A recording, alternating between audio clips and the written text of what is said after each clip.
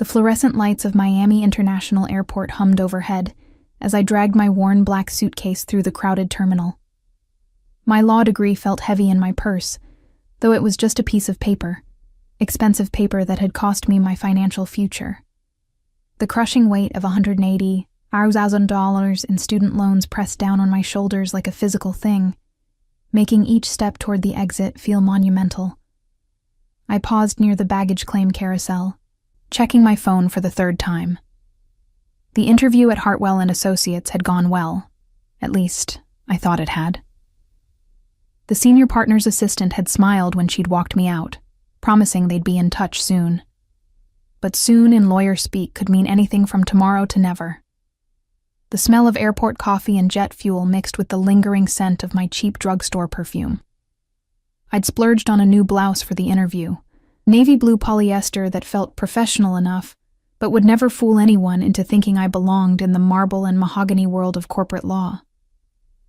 Still, it was better than admitting I'd been living on ramen noodles and hope for the past 6 months. My phone buzzed with a text from my roommate Sarah. "How did it go? I made mac and cheese to celebrate, commiserate." The normalcy of it made my chest tight. Sarah didn't know about the maxed-out credit cards or the fact that I'd been dodging calls from loan servicers for weeks. She thought my post-graduation job search was typical new lawyer struggles, not the desperate scramble of someone whose safety net had holes big enough to fall through. I shifted my grip on the suitcase handle, the metal cold against my palm. The airport was beginning to empty as the afternoon stretched toward evening. But clusters of travelers still moved through the concourse like schools of fish, purposeful and swift. I envied their confidence, their obvious destinations. I was flying standby back to Atlanta, hoping for a canceled seat and praying the charge would go through on my card.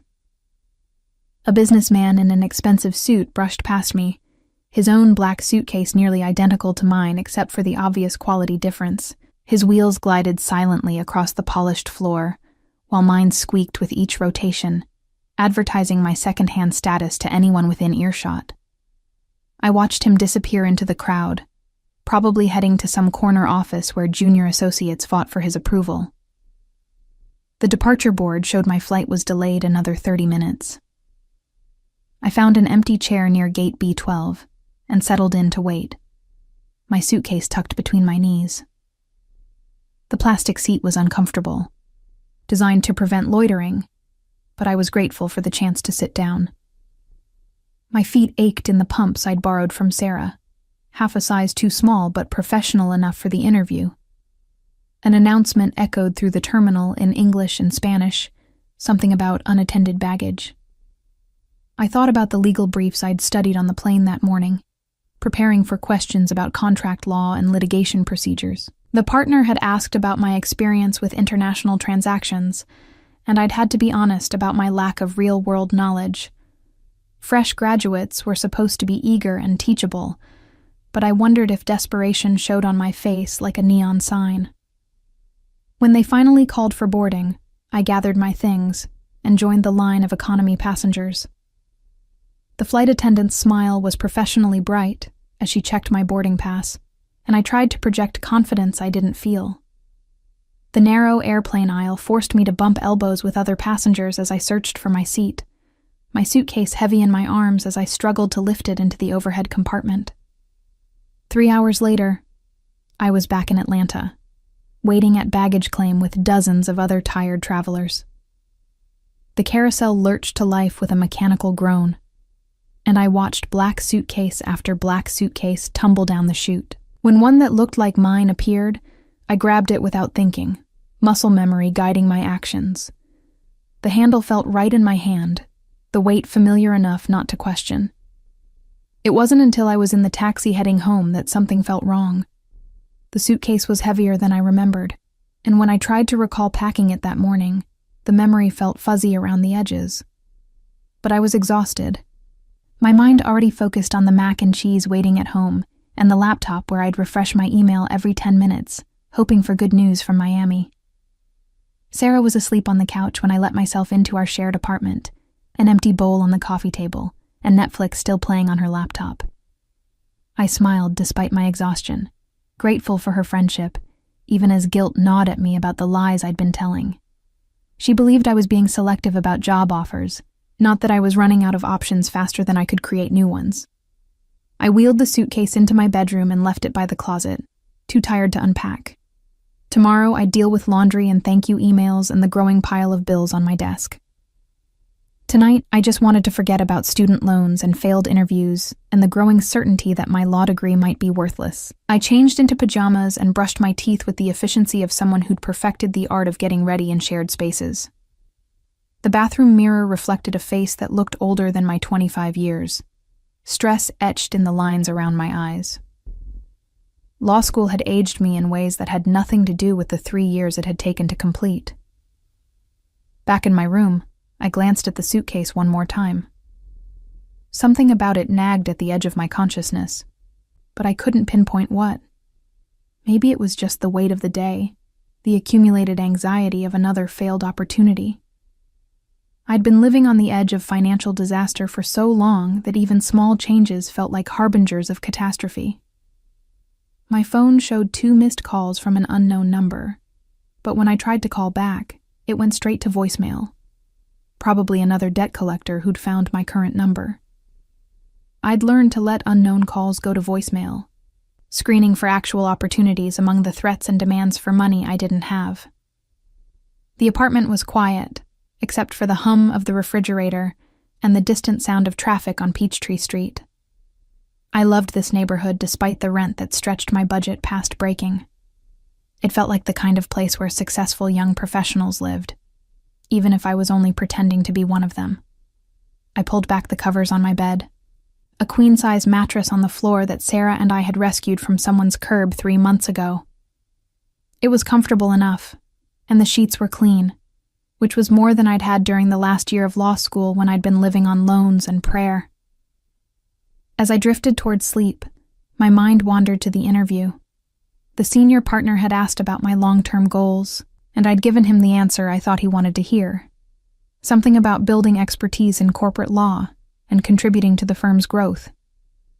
What I should have said was that I just wanted a job that would pay my bills and maybe leave enough over for groceries that didn't come from a box. The suitcase sat in the corner like a silent witness to my struggles, black fabric blending into the shadows. I'd deal with it tomorrow, along with everything else I'd been putting off. Tonight, exhaustion won out over anxiety, and I let sleep pull me under. I woke to sunlight streaming through the blinds and the sound of Sarah's coffee maker gurgling to life in the kitchen. For a moment I lay still, letting myself believe that yesterday's interview had gone better than it felt, that my phone might buzz with good news before I was fully awake. But reality settled back into my chest like a familiar weight, and I reached for my phone to check the time. 9:30. I'd slept later than intended, though I had nowhere particular to be. The luxury of sleeping in felt hollow when it came from unemployment rather than choice. My phone showed 3 more missed calls from the same unknown number, plus a voicemail that had come in around midnight. The persistent caller sent a chill down my spine. Debt collectors were getting more aggressive these days. I shuffled to the kitchen where Sarah was already dressed for her job at the marketing firm. Her auburn hair perfectly styled, and her makeup flawless. She looked like the kind of put-together professional I'd imagined myself becoming, back when law school felt like a guaranteed path to success, rather than an expensive mistake. "Morning, sunshine," she said, pouring coffee into 2 mugs. "How'd you sleep? You looked exhausted when you got in last night." "Like the dead," I admitted, accepting the mug gratefully. The coffee was Sarah's expensive brand, not the generic store brand I'd been buying when I remembered to buy coffee at all. "Thanks for waiting up. Sorry I was so out of it." "No problem. So how did Miami go? You never texted me back." Her eyes sparkled with curiosity, and I felt the familiar stab of guilt about lying to someone who'd been nothing but supportive. "It went well, I think. Hard to tell with these corporate firms. They keep their cards close to their chest." The practiced response rolled off my tongue easily. I'd become skilled at deflecting questions about my job search, turning hope into confidence for Sarah's benefit. She nodded knowingly. They're probably just comparing candidates. You'll hear something soon, I'm sure. Your credentials are incredible, Madison. Any firm would be lucky to have you. The sincere faith in her voice made my stomach twist with guilt. After Sarah left for work, I took my coffee back to my room, intending to update my resume and send out another round of applications. But the suitcase in the corner caught my attention again, that nagging sense of wrongness stronger in the morning light. I set down my mug and approached it slowly, running my fingers over the familiar-looking fabric. The weight was definitely wrong. I lifted it onto my bed and stared at the combination lock, trying to remember what numbers I'd used. 317? My birthday? But when I tried those combinations, nothing happened. The lock didn't budge, which was impossible since I'd opened it just yesterday morning to pack my interview clothes. My heart began to race as I examined the suitcase more carefully. The brand name was the same, American Tourister, but the fabric felt higher quality than I remembered. The wheels were different too, smooth and silent instead of the squeaky protests I'd grown accustomed to. There was a leather tag attached to the handle that I definitely didn't remember, expensive looking and engraved with initials, MV. Oh God, I whispered to my empty room. This isn't mine. The realization hit me like a physical blow. I'd taken someone else's suitcase at the airport, which meant someone else had mine. Someone with the initials MV was probably discovering my collection of discount interview clothes and wondering where their belongings had gone. The mortification was immediate and overwhelming. What if they'd had something important in there? I grabbed my phone and pulled up the airline's customer service number, my fingers shaking as I dialed. The hold music was tinny and repetitive, punctuated by recorded messages about high call volume and potential wait times. When a representative finally answered, her voice was professionally cheerful, but strained.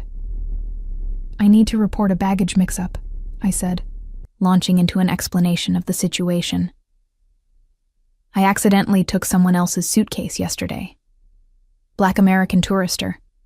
Looks almost identical to mine. The owner's initials are MV. There was a pause, the sound of typing. I'm showing several reports of missing baggage from yesterday's flights. Can you give me your confirmation number? I rattled off the information while she searched their system. More typing, longer pauses. I'm not seeing an exact match for your description, but I can file a report and flag your bag for retrieval. What's the other party's contact information? I don't have it. That's why I'm calling you. Frustration crept into my voice despite my efforts to stay calm.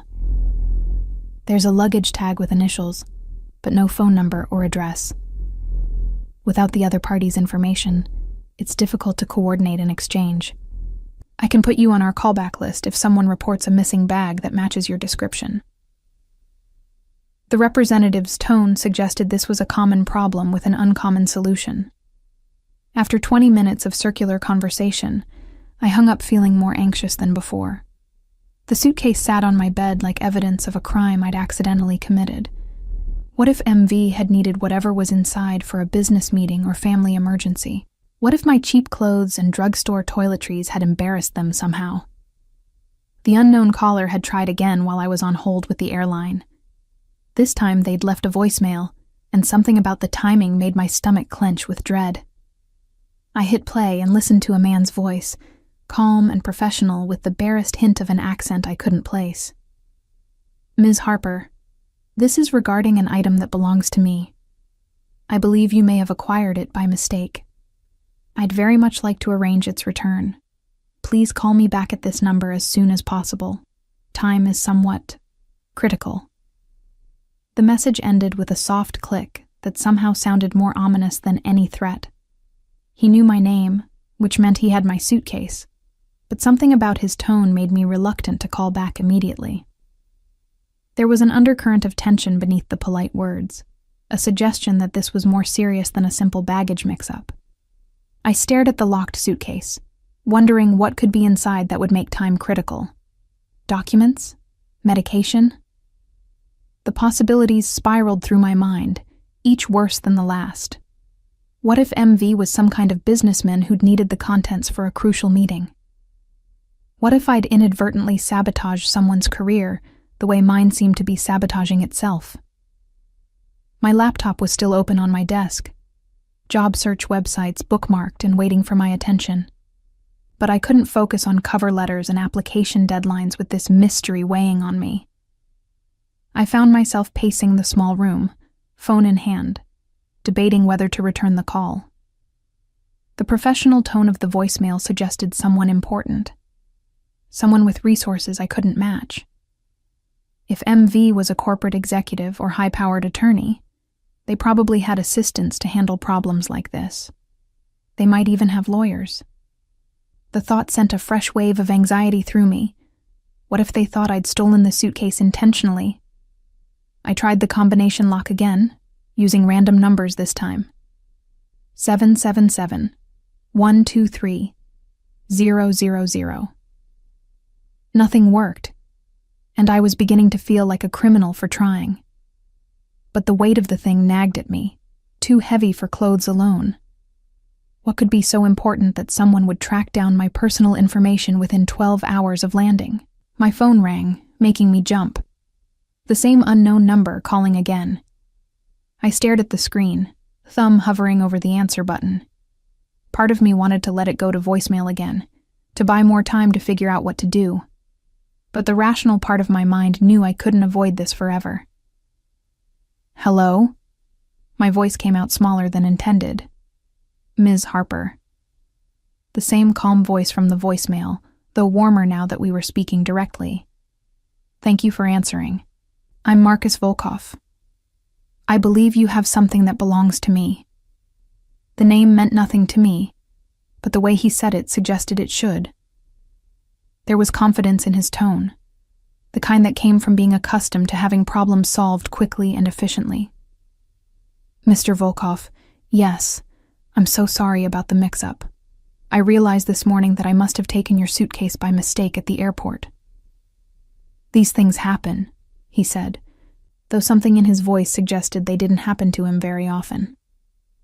The important thing is correcting the error. Are you available to meet today? I'd prefer to handle this exchange in person. Something about the request made me hesitate. Maybe it was the formal way he spoke, or the slight edge beneath his politeness. I could drop it off somewhere if that's easier. Your office, maybe, or... I'd rather meet in person, he interrupted gently. There are verification procedures that need to be followed to ensure we both receive the correct items. That made sense, I supposed, though I couldn't shake the feeling that there was more to this than a simple suitcase swap. Where did you want to meet? There's a coffee shop on Peachtree near the Arts Center station. Grind Coffee. Do you know it? I did. It was walking distance from my apartment. The kind of place where freelancers and grad students camped out with laptops and oversized mugs. I can be there in an hour, I said, already mentally calculating how long it would take to shower and make myself presentable. Perfect. I'll be at a corner table wearing a dark suit. And Ms. Harper? He paused, and when he continued, his voice carried a note of something I couldn't quite identify. Please bring everything exactly as you found it. The line went dead before I could ask what he meant by that.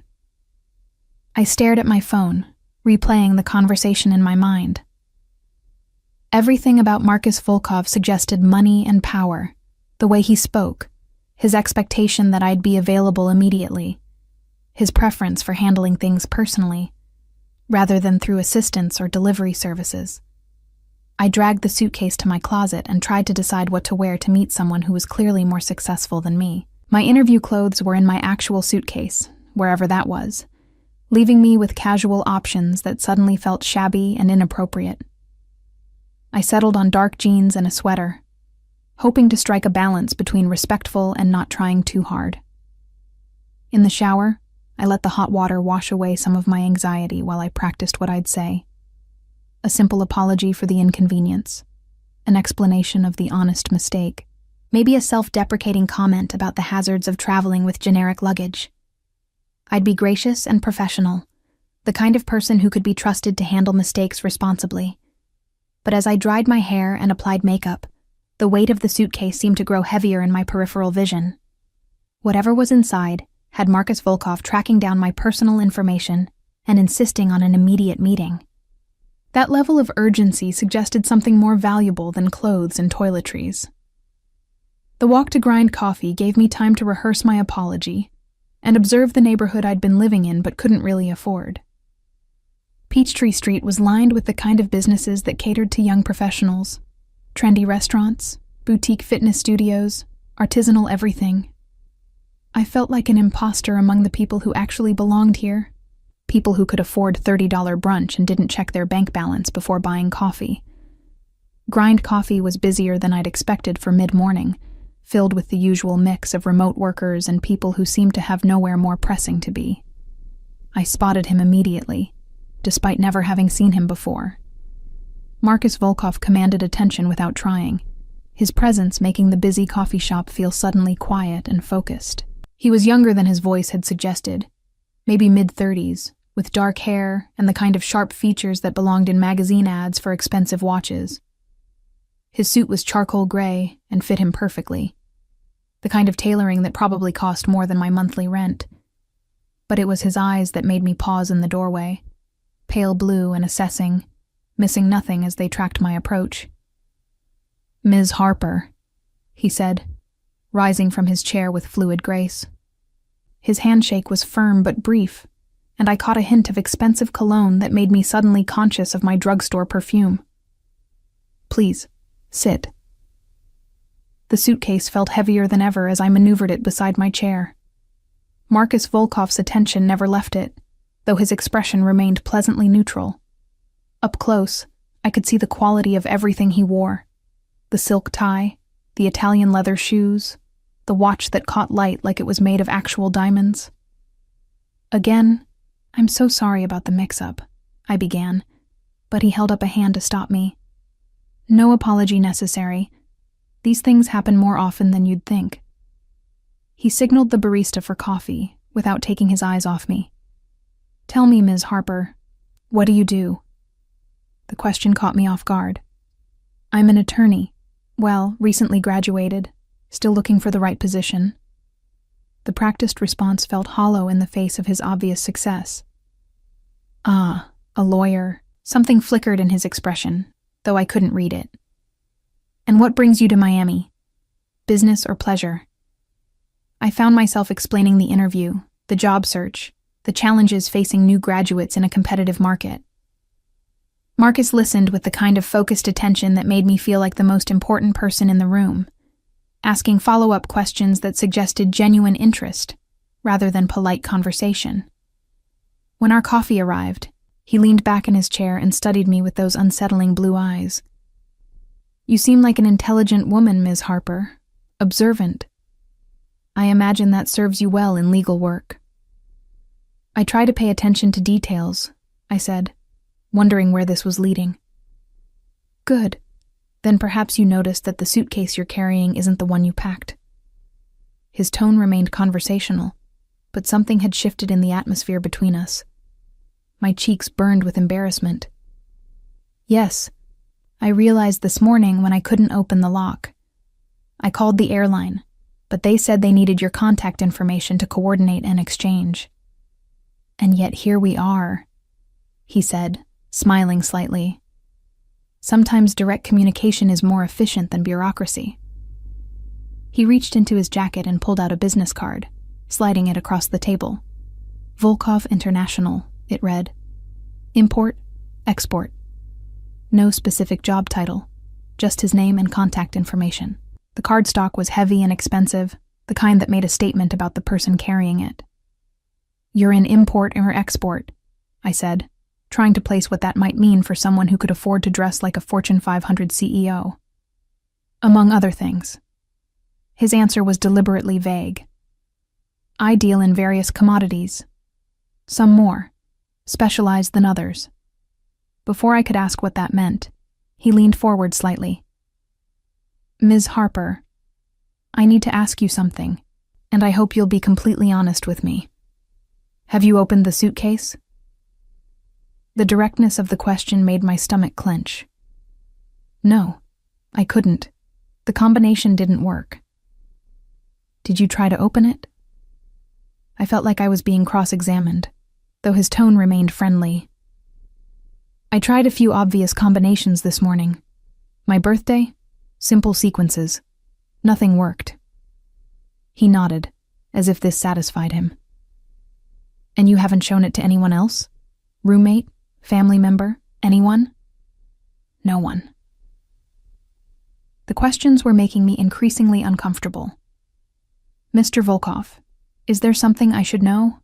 You're asking these questions like..." "Like what?" "Like there's something dangerous inside." The words came out before I could stop them, and I immediately regretted the admission. Marcus Volkov set down his coffee cup with deliberate precision. When he looked at me again, the friendly mask had slipped slightly, revealing something colder underneath. "Ms. Harper, what would you say if I told you that the contents of that suitcase are worth more than you'll earn in your entire legal career?" The question hung in the air between us like a challenge. I could feel my pulse quickening, some primal instinct recognizing that this conversation had moved beyond polite small talk into territory I didn't understand. The busy coffee shop suddenly felt very far away, despite the conversations and coffee grinder noise continuing around us. "I'd say that sounds like something I definitely shouldn't have accidentally taken," I managed, trying to keep my voice steady. "A reasonable response." He stood smoothly, pulling bills from his wallet and leaving them on the table. "I think it's time we retrieved both of our belongings, don't you?" It wasn't really a question. The ride in Marcus Volkov's car was unlike anything I'd ever experienced. The black Mercedes was so quiet I could hear my own heartbeat, the leather seats soft as butter beneath my nervous hands. He'd insisted on driving to retrieve my suitcase from his associate, and something about the way he'd said the word made me reluctant to argue. We'd left the coffee shop together, him carrying the mistaken suitcase like it weighed nothing, despite its obvious heft.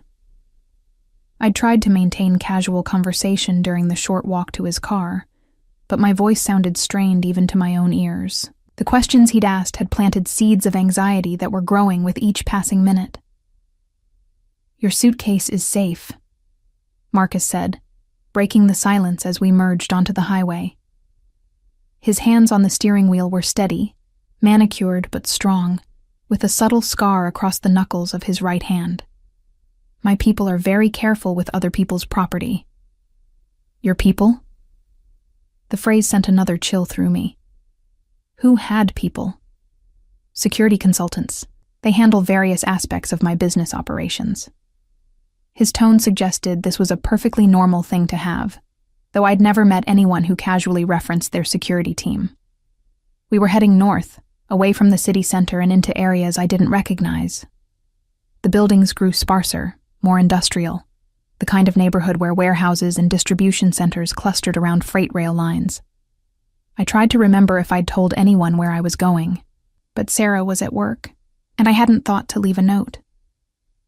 "Mr. Volkov, can I ask what kind of import-export business you're in?"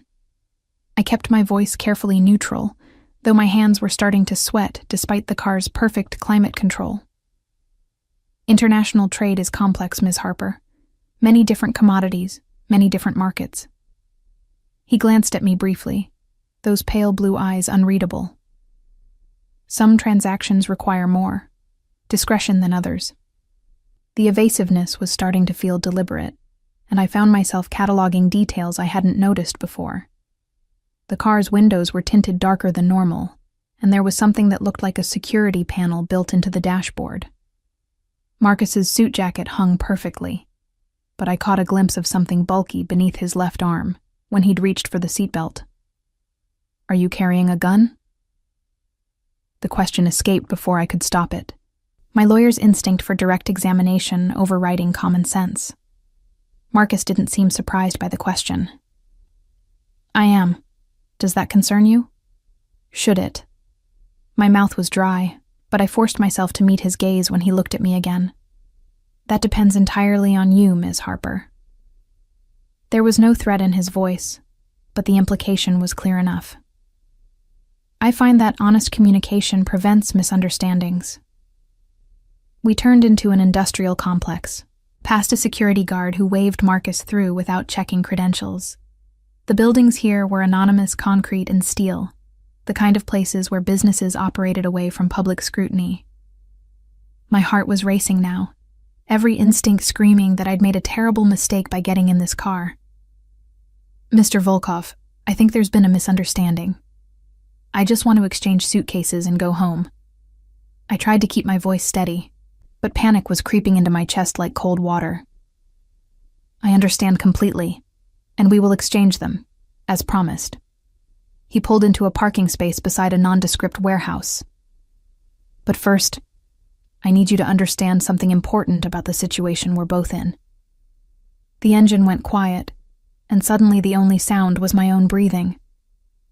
Marcus turned in his seat to face me fully, and I could see details I'd missed in the coffee shop.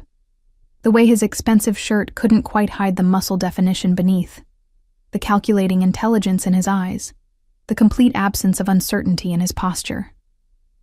"Ms. Harper, the contents of that suitcase represent a significant business transaction, the kind that, if compromised, would create problems for a great many people. Do you understand what I'm telling you?"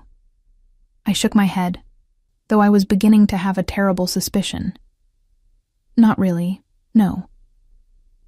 "Then let me be more direct.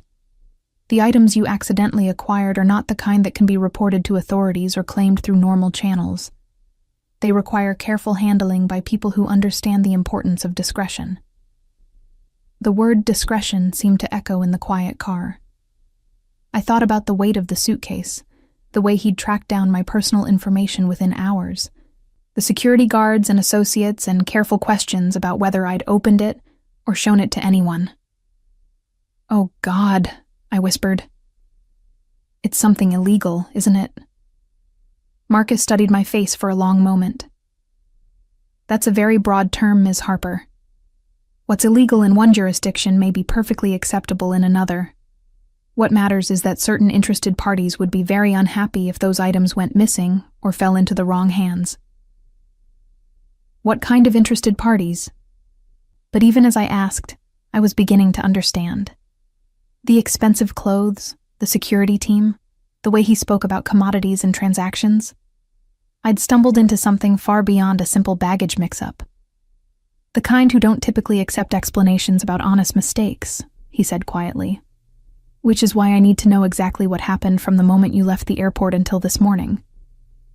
I found myself recounting every detail: the taxi ride home, falling asleep without unpacking, Sarah on the couch, the calls I'd ignored. Marcus listened without interrupting, his expression growing more serious as I described the timeline. "And your roommate never saw the suitcase?" "She was asleep when I got home. I took it straight to my room." The significance of this seemed to register with him, and some of the tension left his shoulders. "Good. That's very good." He pulled out his phone and sent a quick text, then turned back to me. "Ms. Harper, I'm going to ask something of you, and I hope you'll consider it carefully." "What?" "I need you to forget this incident ever happened. Forget my name. Forget what you've learned about my business. Forget that you ever had possession of that suitcase." His voice was calm but firm. "In exchange, you'll receive your belongings and a small compensation for your inconvenience." "Compensation?" The word came out as a squeak. $50,000. Cash. Enough to handle your student loans and give you some breathing room while you establish your legal career. The number hit me like a physical blow. $50,000 was more money than I'd ever had at one time, more than I'd earn in my first year at most firms, if I even found a position. It was freedom from the crushing debt that woke me up at night in a cold sweat. "You want to pay me $50,000 to forget this happened? I want to ensure that a promising young lawyer doesn't accidentally compromise her future by becoming involved in matters that don't concern her." There was something almost gentle in his tone now. "You seem like an intelligent woman, Ms. Harper. I'm sure you understand that some knowledge comes with costs that aren't worth paying. I stared at him, trying to process the offer and its implications. $50,000 in exchange for silence about something I didn't even fully understand. It sounded like something from a movie, not something that happened to unemployed lawyers who lived on ramen noodles and hope. What if I say no? Marcus was quiet for a long moment, and when he spoke, his voice carried a weight that made my chest tight. I would be very disappointed, and disappointment, in my line of work, tends to create complications that are difficult to resolve cleanly. The threat was subtle but unmistakable. I thought about the security guards, the associates, the way he'd found my personal information so quickly. Marcus Volkov wasn't just wealthy. He was connected in ways that existed outside normal legal channels. I need to see my suitcase first, I said, surprised by my own boldness. I need to know that you actually have it. He smiled, and for the first time it reached his eyes. Of course, a reasonable request. We got out of the car and walked toward the warehouse entrance. The building was larger than it had appeared from outside, with loading docks and the kind of industrial infrastructure that suggested serious commercial operations. Marcus used a keycard to open a side door, and we entered a corridor that smelled of concrete and metal. The first thing I noticed was how quiet it was inside. Our footsteps echoed off polished floors, and I could hear the hum of air conditioning, but none of the noise I'd expected from an active warehouse. Marcus led me past several closed doors to an elevator that required another keycard to operate. Mr. Volkov, I said as we rose to the second floor. What exactly do you import and export? Many things, he replied. Art, antiquities, specialty items for collectors. The kind of objects that require careful handling and discreet transportation. The elevator opened onto a hallway, lined with what looked like office doors. But when Marcus opened one of them, I found myself looking into something that resembled a conference room crossed with a vault. The walls were lined with monitors showing security camera feeds, and there was a large table in the center, surrounded by chairs that looked like they'd come from a Fortune 500 boardroom. My suitcase sat on the table like evidence in a courtroom. There it is, Marcus said, gesturing toward it. Exactly as my people found it in the carousel.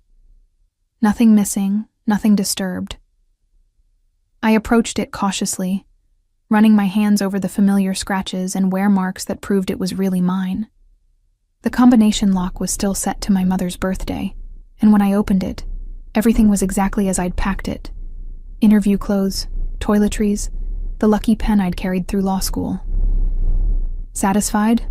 Marcus asked. I nodded, though seeing my belongings intact only made the situation feel more surreal.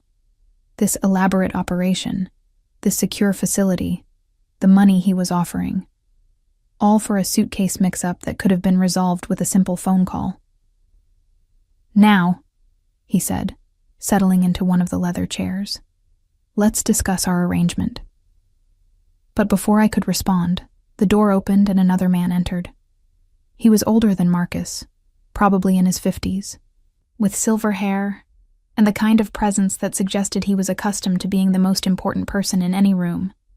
His suit was even more expensive than Marcus's, and when he looked at me, his dark eyes held a calculation that made me want to disappear. This is her? He asked, his accent more pronounced than Marcus's but equally unplaceable. Ms. Harper, meet my associate, Victor Kozlov, Marcus said. He's been helping coordinate our response to yesterday's complication. Victor studied me like I was a problem to be solved. She understands the situation? We're discussing it now, Marcus replied, though there was a subtle tension between the two men that I didn't understand. Victor moved to another chair, but instead of sitting, he remained standing, his attention fixed on me. Ms. Harper, I hope you appreciate how fortunate you are. In other circumstances, this kind of mistake would be handled very differently. The way he said mistake made it clear that he didn't believe it was accidental.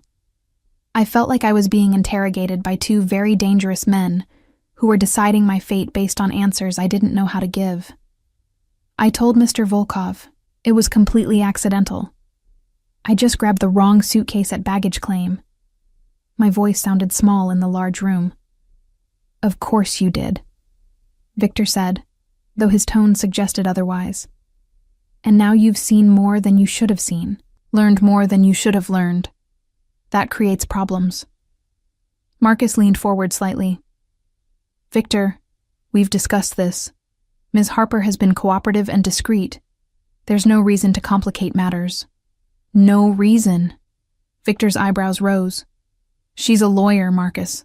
Lawyers have obligations to report certain activities to authorities. They take oaths about justice and legal ethics. The way he said legal ethics made it sound like a personal insult. I realized that whatever was in that suitcase, whatever Marcus's business really involved, these men saw my profession as a threat to their operations. I haven't seen anything, I said quickly. I don't know anything about your business, and I don't want to know. I just want to take my suitcase and go home. Victor laughed, but there was no humor in it. What you want, my dear, is irrelevant. What matters is what you now know, and what you might do with that knowledge. Marcus stood, and I caught a glimpse of tension in his posture. Victor, we agreed on an approach. Ms. Harper accepts our offer, signs a non-disclosure agreement, and this matter is resolved cleanly. Your approach assumes she can be trusted to honor such an agreement, Victor replied. I prefer more. Permanent solutions to potential problems. The temperature in the room seemed to drop several degrees. I looked between the two men, beginning to understand that I'd become the subject of a disagreement between people who resolved disputes in ways that didn't involve courts or mediation. What kind of permanent solutions? I asked, though I wasn't sure I wanted to know the answer. Victor smiled, and it was the most frightening expression I'd ever seen. The kind that ensure complete confidentiality, Ms. Harper. The kind that remove all possibility of future complications. Marcus moved closer to me, and I caught the subtle shift in his posture that suggested he was positioning himself between Victor and me. Ms. Harper will accept our offer, he said firmly. There's no need for alternative approaches. Are you certain? Victor's question seemed to carry weight beyond its simple words. Because once we commit to this path, we can't easily change course if she proves unreliable. I found myself looking at Marcus, realizing that he was somehow protecting me from something much worse than anything I'd imagined.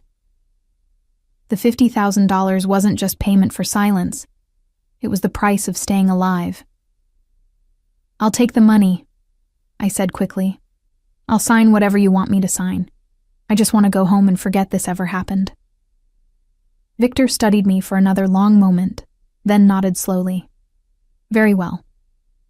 But understand, Ms. Harper, that agreements with people like us are not like contracts you might handle in your legal practice. They are absolute, permanent, and the consequences of violating them are severe. Marcus moved to a cabinet and withdrew a manila folder. Standard non-disclosure agreement, he said, placing it on the table. It covers any and all activities you may have observed or become aware of during this incident. I flipped through the pages, my legal training automatically scanning the dense text.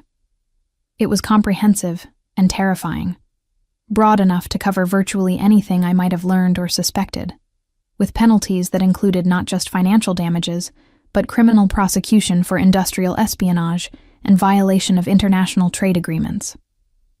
This says I could face federal charges if I break the agreement, I said. Among other consequences, Victor added meaningfully. I signed the papers with a hand that trembled only slightly, watched Marcus witness my signature, and accepted an envelope that Victor assured me contained exactly $50,000 in unmarked bills. The money felt heavier than it should have, weighted with implications I was only beginning to understand. Now, Marcus said, his tone returning to the polite professionalism from the coffee shop. Let's get you home. But as we prepared to leave, Victor called my name one final time.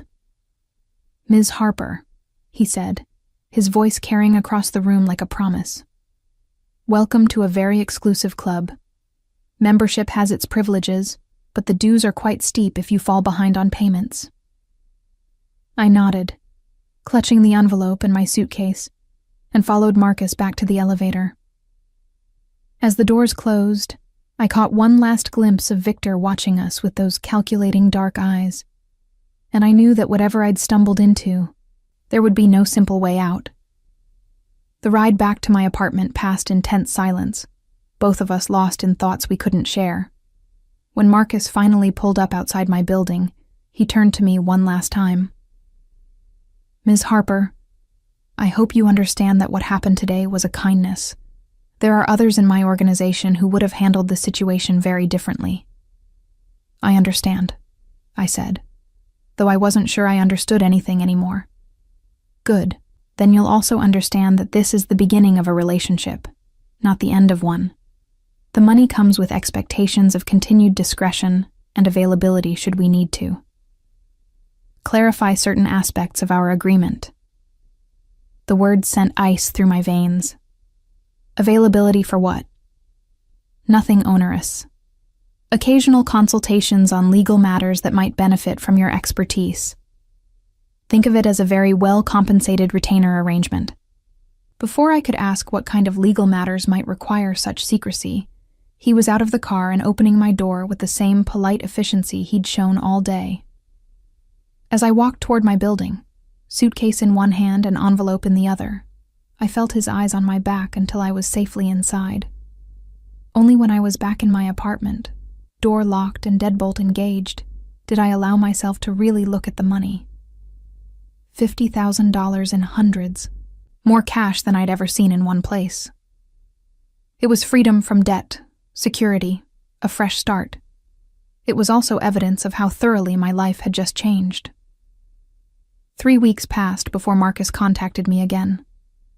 3 weeks during which I tried to convince myself that the warehouse meeting had been a one-time encounter, that the money was payment for silence and nothing more. I'd deposited $40,000 in a savings account and used $10,000 to make a significant dent in my student loans, telling Sarah I'd received a signing bonus from a firm that required confidentiality during their vetting process.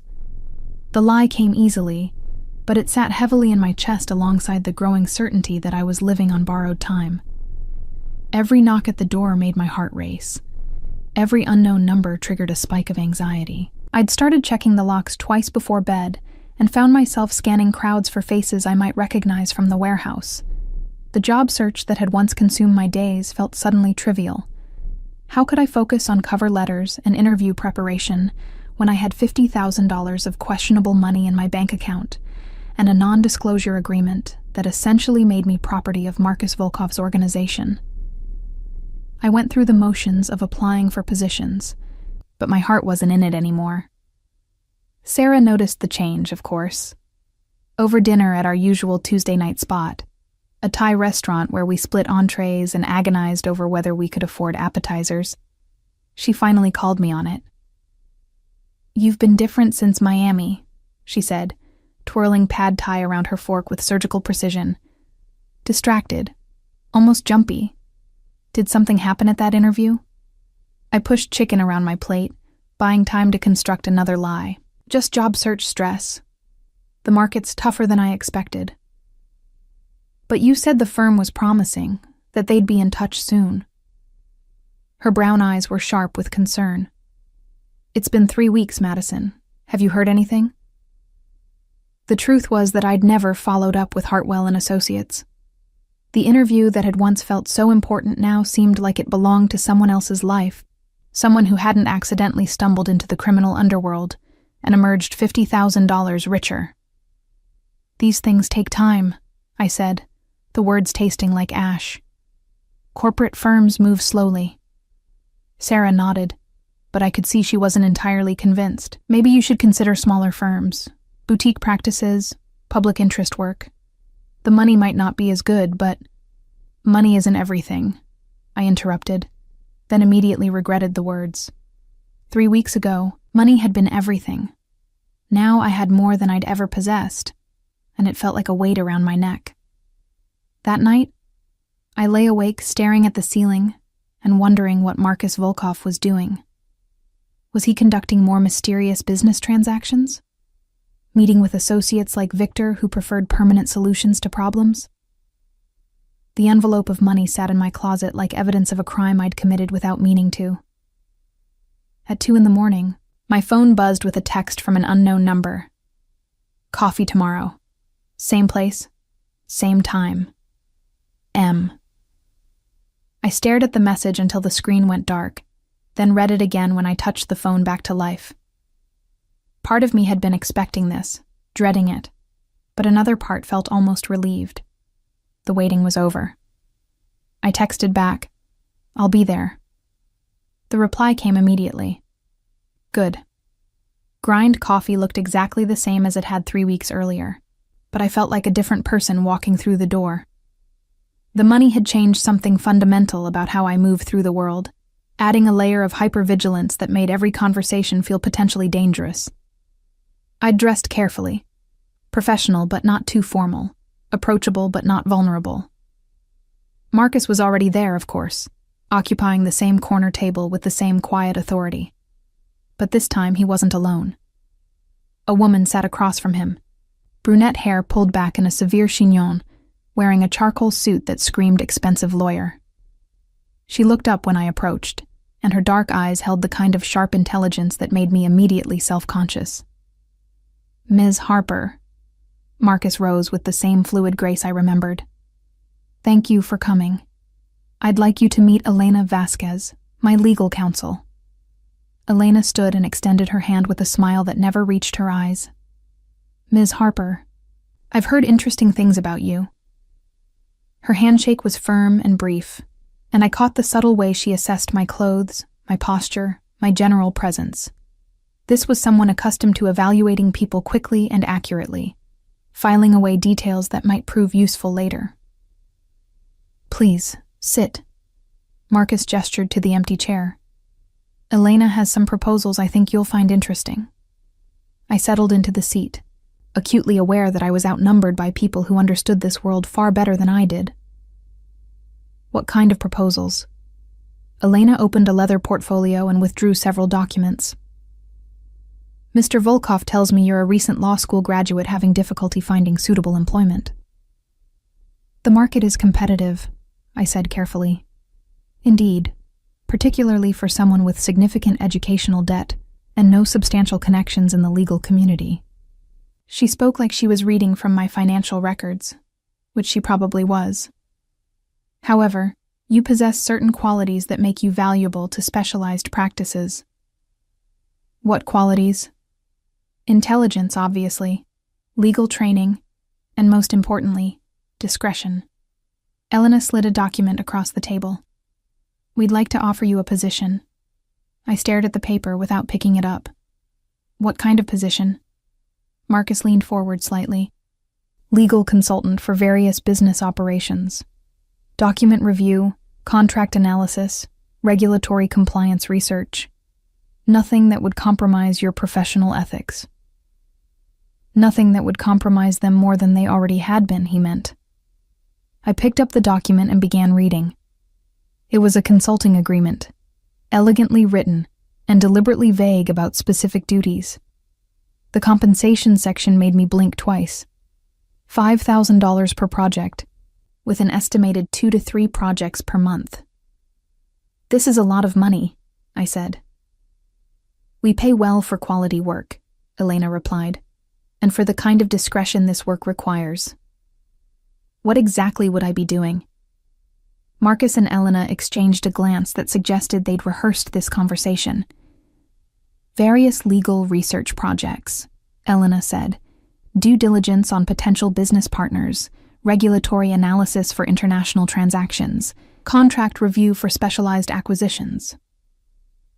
The words sounded legitimate, but the context made everything suspect. International transactions in what? "Art, antiquities, specialty imports," Marcus said, using the same vague language from our first conversation. "The kind of high-value items that require careful legal handling." I thought about the weight of the suitcase, the security measures at the warehouse, Victor's threats about permanent solutions. And if I decline this generous offer? Then you decline, Elena said smoothly. Though I suspect a young lawyer with your financial obligations would find it difficult to pass up such an opportunity. There was no explicit threat, but the implication was clear. They knew about my debt, my failed job search, my desperate financial situation. The $50,000 had been the carrot. This was showing me the stick. I need time to think about it, I said. Of course. Marcus signaled for the check. Take all the time you need. But Elena will need an answer by Friday if you want to start with next week's project. 5 days. They were giving me 5 days to decide whether to formally join whatever organization had already claimed me through accident and circumstance. What happens if I take the job and then want to quit? Elena's smile was sharp as a blade. Employment agreements in specialized fields often include restrictive covenants, non-compete clauses, confidentiality provisions, that sort of thing. Breaking such agreements can have serious professional and personal consequences. What kind of consequences? The kind that make it very difficult to practice law anywhere, Marcus said quietly.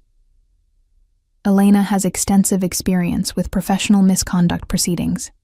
She could provide you with detailed examples of how careers can be destroyed by poor decision-making. The threat was wrapped in polite language, but it was still a threat. Take the job or face professional ruin. Work for us or be destroyed by us. The choice was as illusory as my freedom had been since the moment I'd taken the wrong suitcase. I understand, I said, standing up. I'll have an answer for you by Friday. Elena handed me a business card with only her name and a phone number. We look forward to working with you, Ms. Harper. As I walked home, their words echoed in my mind. The $15,000 per month they were offering was more than I'd make at most entry-level positions, enough to pay off my loans and live comfortably while building a career. But it was also money earned by helping people who threatened lawyers and conducted business in warehouse meeting rooms. Sarah was at work when I got back to the apartment, leaving me alone with documents I couldn't fully understand and a decision that would define the rest of my life. I spread Elena's contract across the kitchen table and read it 3 times, my legal training picking up nuances that made my stomach clench. The non-disclosure provisions were absolute. The termination clauses essentially made me property of the organization for an indefinite period. The scope of work was broad enough to include virtually anything they wanted me to do. It was a masterpiece of legal entrapment, dressed up as a generous employment offer. But it was also survival. $15,000 per month, guaranteed for at least a year according to the minimum compensation clause. Enough money to transform my life from desperate struggle to comfortable security. All I had to do was compromise every principle I'd learned in law school and help criminals legitimize their operations. My phone buzzed with a text from Sarah. How did the meeting go? Good news, I hope. I stared at the message, knowing she was asking about a fictional interview I'd invented to explain my absence. The lies were multiplying, creating a parallel version of my life where I was still the idealistic young lawyer she'd known in school, rather than someone who'd been bought and owned by people like Marcus Volkov. Still waiting to hear, I texted back, adding another deception to the growing pile. That evening, I researched Elena Vasquez online, finding an impressive legal career that included time at prestigious firms and specialized practices. Her current firm, Vasquez & Associates, seemed to focus on international business law and regulatory compliance. From the outside, it looked completely legitimate. But then, so did Marcus's import-export business until you looked closer. I spent hours reading about money laundering, racketeering, the ways criminal organizations use legitimate businesses and legal professionals to hide illegal activities. The more I read, the more certain I became that Marcus's offer wasn't about my legal skills. It was about my vulnerability and desperation. Young lawyers with crushing debt were perfect targets for recruitment. We needed money badly enough to rationalize questionable work, but we also had just enough training to be useful for document review and regulatory research. And once we took the money, once we signed the agreements, we became complicit in ways that made escape nearly impossible. By Thursday night, I'd made my decision. I called Elena's number and left a voicemail accepting the position. The relief I felt was immediate and terrible. Relief at having money, terror at what I'd agreed to do to earn it. Friday morning brought my first assignment. A thick envelope delivered to my apartment by a courier who wouldn't meet my eyes. Inside were contracts in Russian and English, bills of lading for shipping containers, and financial documents from banks I'd never heard of. A note from Elena requested analysis of potential legal exposure for delayed customs processing of art and antiquities shipments. I spent the weekend learning that delayed customs processing was a euphemism for smuggling, and that the art and antiquities in question were almost certainly stolen or illegally exported from their countries of origin. The legal exposure was substantial if anyone decided to investigate, but the financial rewards made the risk worthwhile for Marcus's organization. My analysis was thorough and professional, outlining exactly how the operation violated international treaties, federal import laws, and customs regulations. I also included recommendations for improving their legal cover and reducing prosecutorial risk. When I finished, I stared at the document for an hour, recognizing that I'd just written a handbook for international crime. The payment arrived Monday morning, $5,000 in cash, delivered by the same silent courier. I deposited it immediately, watching my bank balance climb to numbers I'd never imagined having. The money felt clean in my hands, but I knew it was anything but. That afternoon, Elena called with my next assignment. Then Marcus texted about a dinner meeting to discuss long-term arrangements. The work was pulling me deeper into their world, each project making me more valuable and more complicit. Sarah noticed the change in my finances, of course. When I offered to pay for dinner at an expensive restaurant, when I mentioned looking at better apartments, when I bought groceries without checking prices, all of it registered with someone who'd watched me count pennies for months. "This new firm is really working out," she said over wine that cost more than our usual budget for an entire meal. "I'm so happy for you, Madison. You deserve this." The guilt was a physical pain in my chest. Sarah's genuine happiness for my success made everything worse, highlighting how far I drifted from the person she thought I was. "Yeah," I managed. "It's exactly what I needed." And in a horrible way, it was. The money was solving all my immediate problems while creating others I was only beginning to understand. I was becoming someone else, someone who could rationalize helping criminals as long as the compensation was sufficient. My phone buzzed with another message from Marcus. "Excellent work on the shipping analysis. Elena is very impressed. We have something more substantial for next week." I looked at Sarah, laughing at something on her phone, completely unaware that her roommate was becoming a criminal consultant. The distance between who I'd been and who I was becoming felt like a chasm I could never cross back over. The most terrifying part wasn't that I was helping criminals. It was how easy it was becoming to justify it. 2 months into my arrangement with Marcus's organization, I'd developed a routine that felt almost normal. Assignments arrived every Monday via courier, complex legal puzzles that I solved from the comfort of my apartment, while Sarah assumed I was building a legitimate consulting practice. The money flowed steadily, sometimes $5,000, sometimes more for particularly sensitive projects that required weekend work or accelerated timelines. I'd moved us to a better apartment in Midtown, explaining to Sarah that my firm had advanced me moving costs. She'd been thrilled about the upgraded kitchen and the building's amenities, never questioning how a newly established legal consultant could afford luxury accommodations. The lies came easier now, shaped by practice and necessity.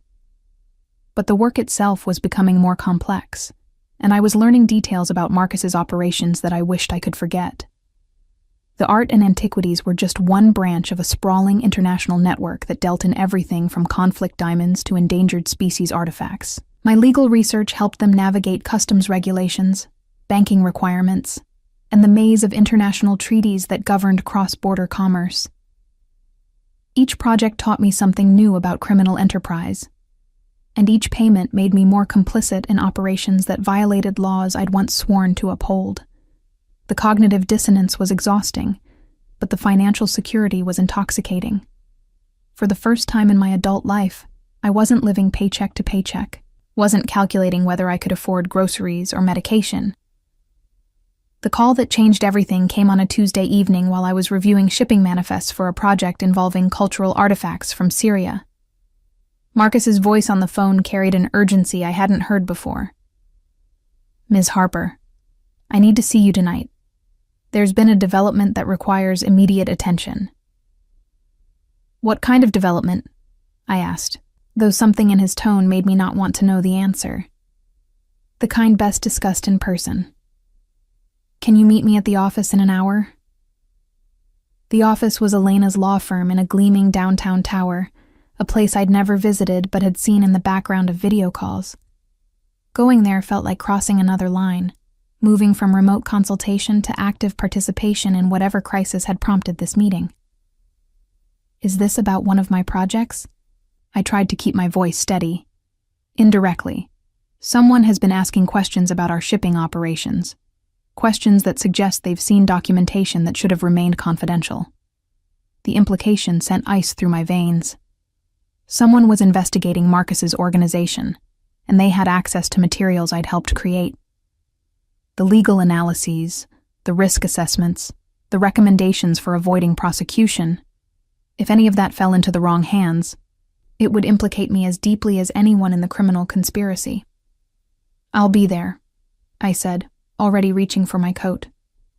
The 40-floor tower that housed Vasquez and Associates was mostly dark by the time I arrived, but the security guard was expecting me. He escorted me to an elevator that required a special key, then up to the 38th floor, where Elena's office occupied a corner suite with panoramic views of the city.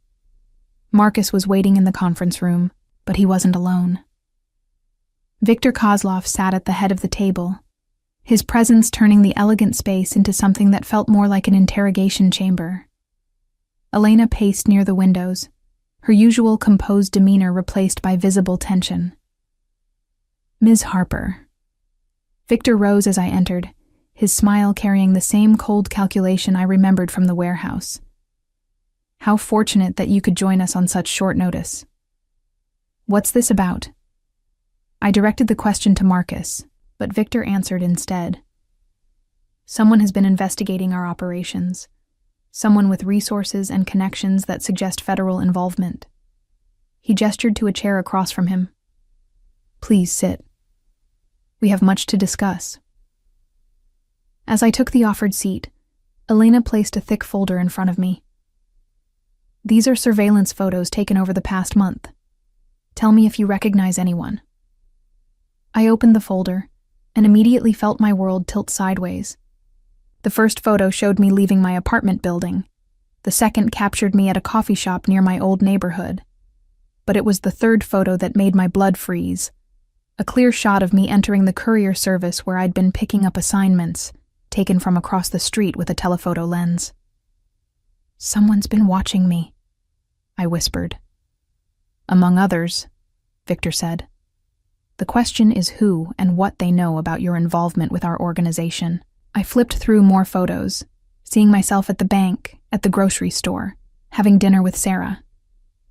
The violation was complete and terrifying. Someone had been documenting my life with the thoroughness of a professional surveillance operation. "Federal agents?" I asked, though I wasn't sure I wanted confirmation. "Possibly, or competitors seeking intelligence on our operations." Elena finally stopped pacing and took a seat beside Victor. "Either way, they've connected you to us, which creates complications." Marcus leaned forward, his expression more serious than I'd ever seen it. "Ms. Harper, I need you to think very carefully. Have you discussed your work with anyone? Family, friends, professional contacts?" "No, of course not. I signed your non-disclosure agreement." But even as I said it, I was thinking about Sarah's questions, her observations about my changed financial circumstances. Had I been careless with details? What about your roommate? Victor's question hit like a physical blow. Sarah Chen, marketing professional, graduated from Emory with you. She's been asking questions about your new job. The fact that he knew Sarah's full name and professional background sent terror coursing through me. She's curious about my success, that's all. I haven't told her anything specific about my work. But she's noticed changes, Elena said, consulting notes from her own folder. The new apartment, the improved lifestyle, the fact that you're paying bills that were previously causing you stress. Smart people notice patterns, Ms. Harper. Sarah isn't a threat, I said quickly. She doesn't know anything about your organization. Victor's laugh was cold. Perhaps not yet, but investigations have a way of expanding. Today they're watching you. Tomorrow they're interviewing everyone in your life. Your roommate, your law school classmates, your professors, anyone who might provide insight into your recent activities. The scope of potential exposure was overwhelming. I thought about the money in my bank account, the consulting payments that would be impossible to explain to any federal investigator. I'd been so focused on the work itself that I hadn't considered how suspicious my financial transformation would appear to anyone looking closely. What do you want me to do? I asked. For now, continue your normal routine, Marcus said, but we need to accelerate certain aspects of your involvement with our organization. What does that mean? Elena opened another folder and withdrew a document I didn't recognize. We're establishing a new subsidiary, Harper Legal Consulting. You'll be the principal attorney, providing legitimate legal services to carefully selected clients.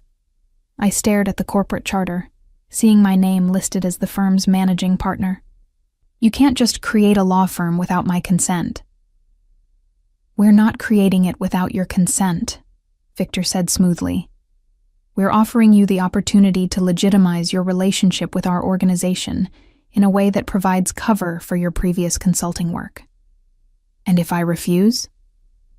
The temperature in the room seemed to drop several degrees. Victor's expression didn't change, but something predatory flickered in his eyes. Ms. Harper, you've been working with our organization for 2 months.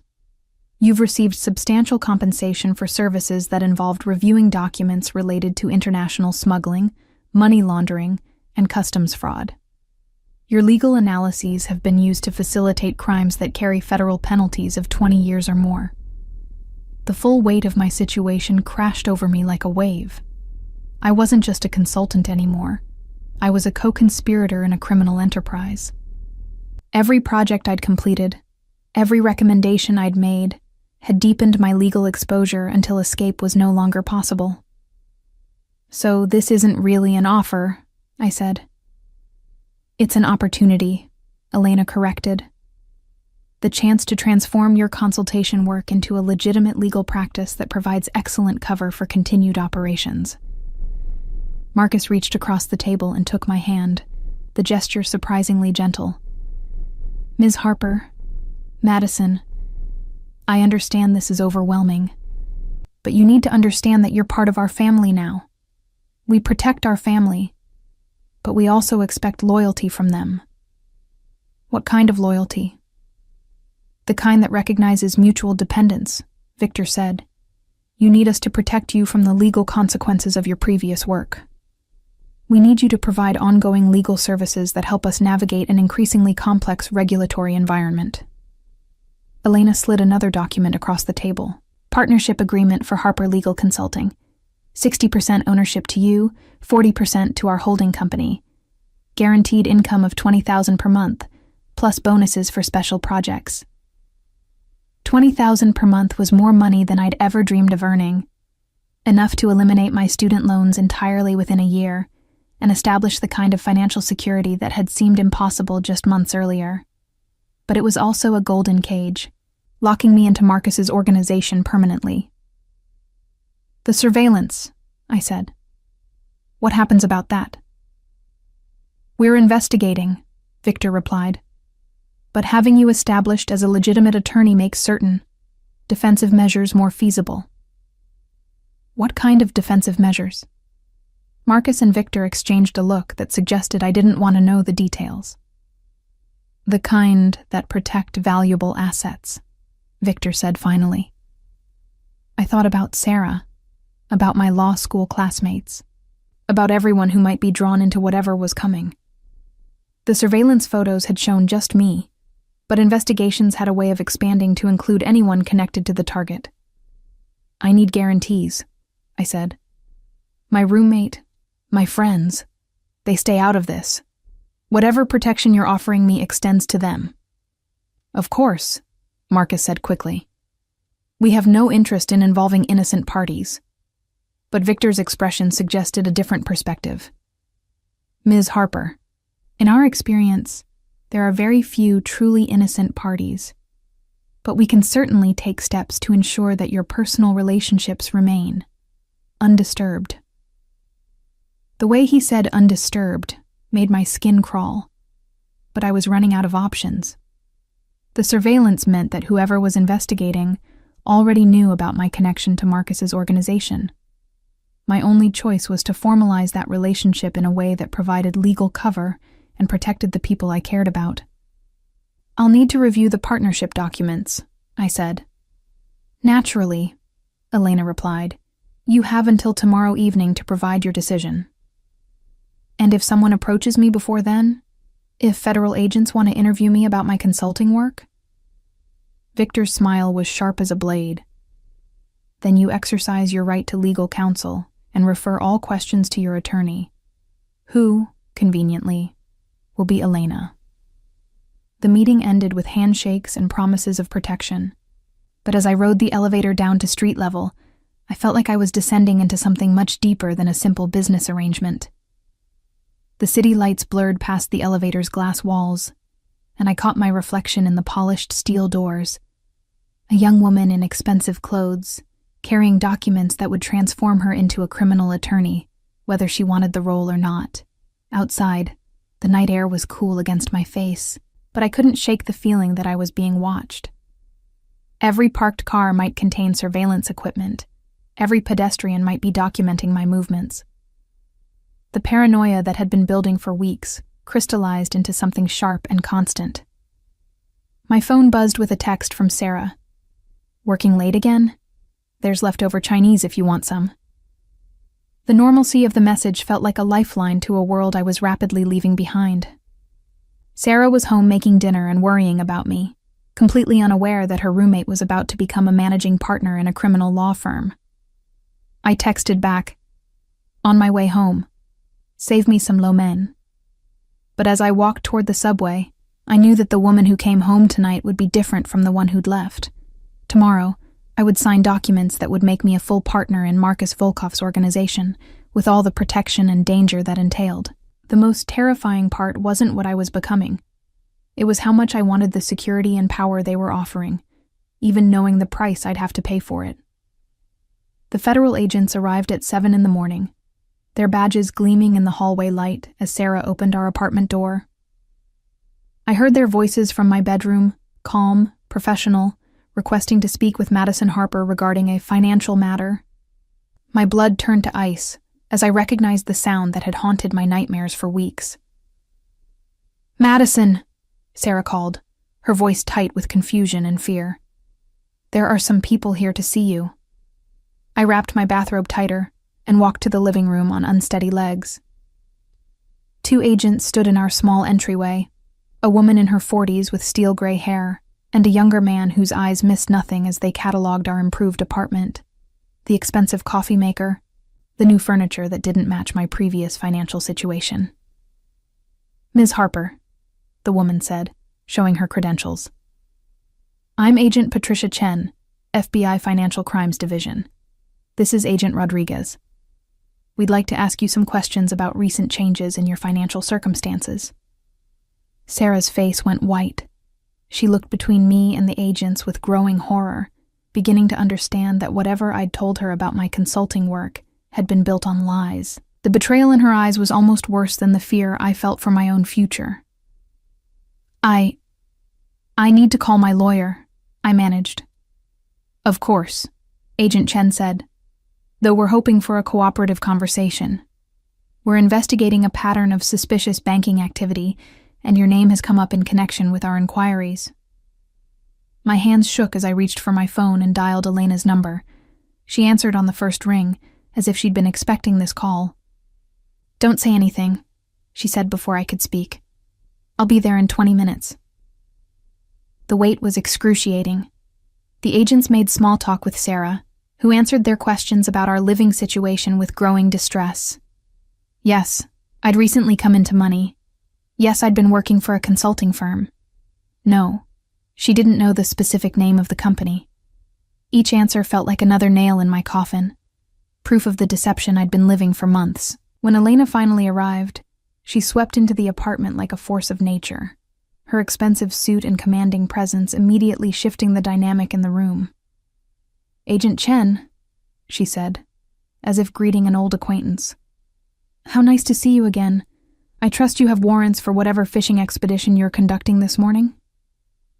"Just a friendly conversation, counselor, though if Ms. Harper prefers to make this formal." "She does," Elena cut in smoothly. "My client will be exercising her right to counsel. Any further questions can be directed through my office." The agents left with polite promises to be in touch, but the damage was done. Sarah stood in our kitchen, arms wrapped around herself, staring at me like I'd become a stranger. "Who are you?" she asked quietly. "Because the Madison I know doesn't have FBI agents showing up at 7 in the morning asking about suspicious financial activity." I opened my mouth to lie again, to construct another explanation that would preserve our friendship and my cover.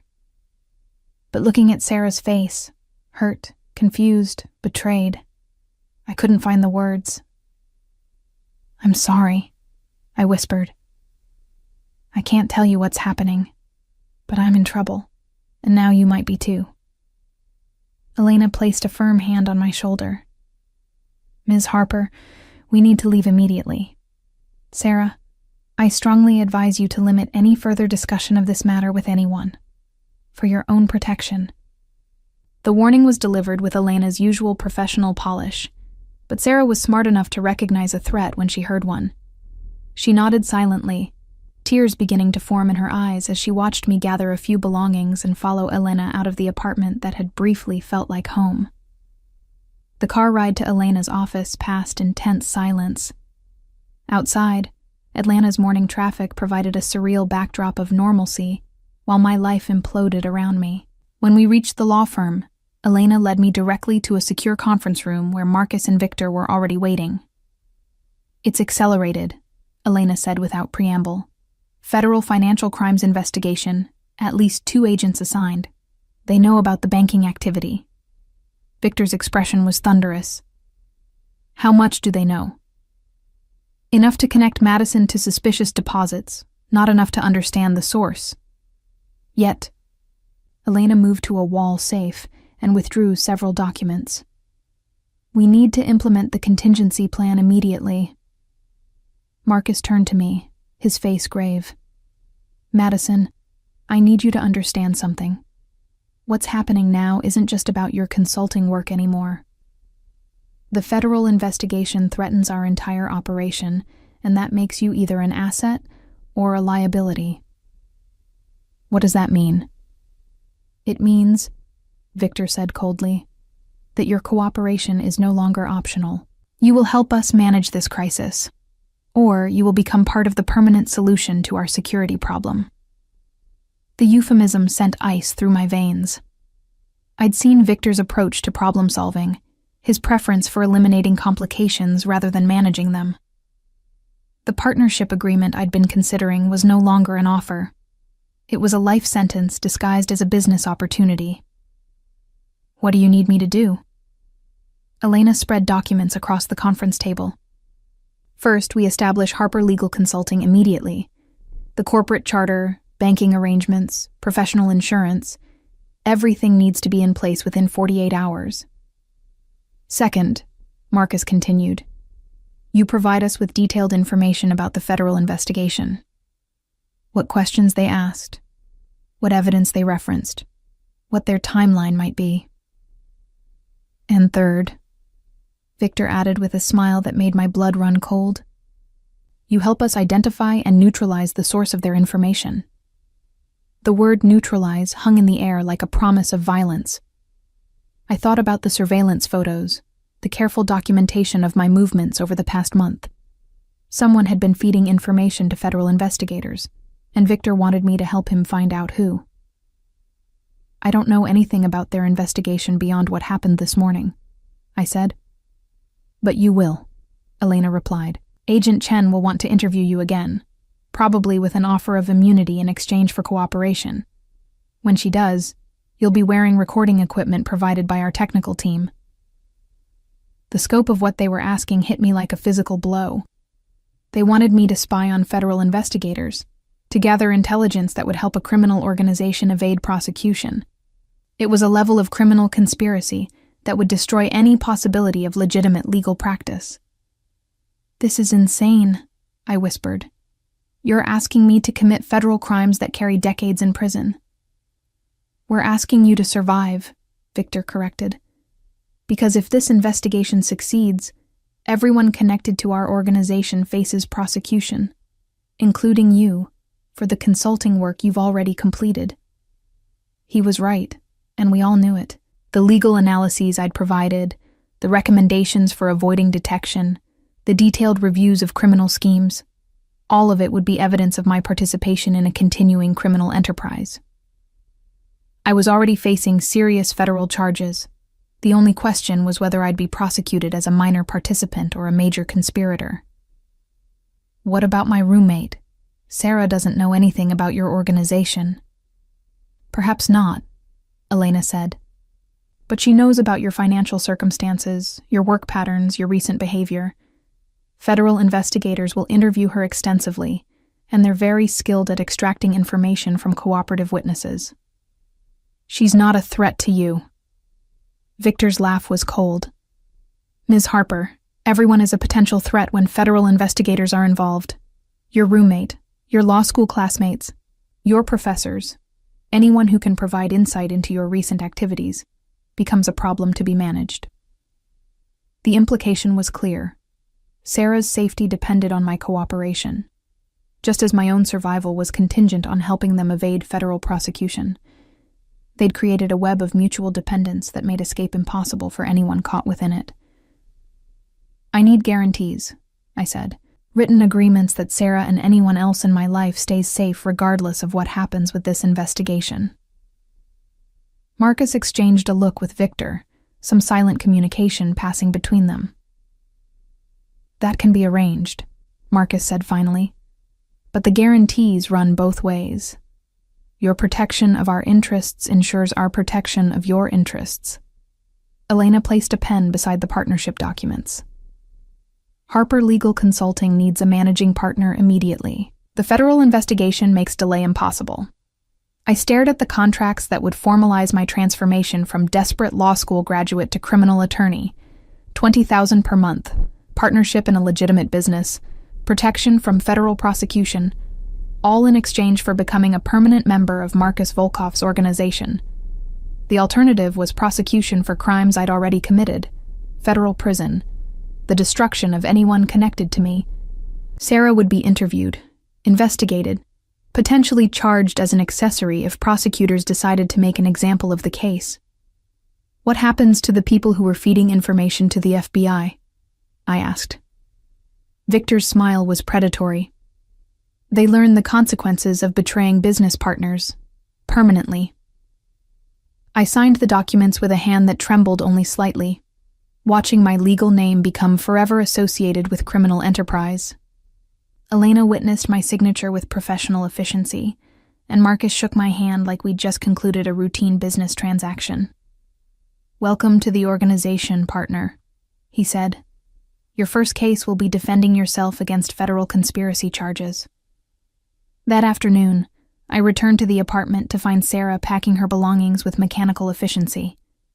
She looked up when I entered, her eyes red from crying, but her expression coldly determined. I'm staying with my sister until I find a new place, she said without preamble. I don't know what you're involved in, Madison, but I can't be part of it. Sarah, Please let me explain. Explain what? That the FBI showed up this morning asking about your suspicious banking activity? That your lawyer threatened me for my own protection? She threw clothes into a suitcase with violent motions. I thought I knew you, but apparently I didn't know anything. I wanted to tell her the truth, to explain how I'd stumbled into this situation through desperate accident rather than criminal intent. But Elena's warnings echoed in my mind. The less Sarah knew, the safer she would be when federal investigators came calling. I never meant for any of this to happen, I said quietly. But it did happen. And now I have to assume that everything you've told me for the past 3 months was a lie. Sarah zipped her suitcase closed and turned to face me. I hope whatever you're getting paid is worth it, Madison, because you've lost the only real friend you had. After she left, I sat alone in our apartment, my apartment now, surrounded by expensive furniture bought with criminal money. The silence was deafening, broken only by the hum of appliances I could suddenly afford and the distant sound of traffic carrying normal people to normal jobs. My phone buzzed with a text from Marcus. Elena will brief you on tomorrow's strategy session. Wear something professional. We're meeting with the technical team. I stared at the message, understanding that tomorrow would bring new instructions, new crimes, new steps deeper into an organization that had already claimed my professional future and personal relationships. The Madison Harper who'd accidentally taken the wrong suitcase no longer existed. In her place was someone who could rationalize espionage and conspiracy as necessary survival tactics. The most terrifying realization wasn't that I'd become a criminal. It was that I was beginning to think like one, calculating risks and benefits rather than right and wrong. Marcus's organization hadn't just bought my services. They'd purchased my moral compass and pointed it toward survival rather than justice. As night fell over Atlanta, I stood at my window looking down at a city where federal agents were building a case against people like me, where my former roommate was telling her sister about the criminal she'd been living with, where somewhere in the shadows, Marcus Volkov's people were planning permanent solutions to their problems. Tomorrow, I would put on a professional suit and attend a meeting about recording devices and federal investigations. I would become an active participant in criminal conspiracy rather than just a consultant. And somewhere in the process, the last vestiges of the lawyer I'd planned to become would disappear completely. The wrong suitcase had cost me everything I'd thought I wanted. But as I stood in my luxurious apartment, looking at bank statements that showed more money than I'd ever possessed, I had to admit the truth Elena and Marcus had known from the beginning. I hadn't lost everything. I'd just discovered what I was willing to sacrifice for security, and the price had been easier to pay than I'd ever imagined possible.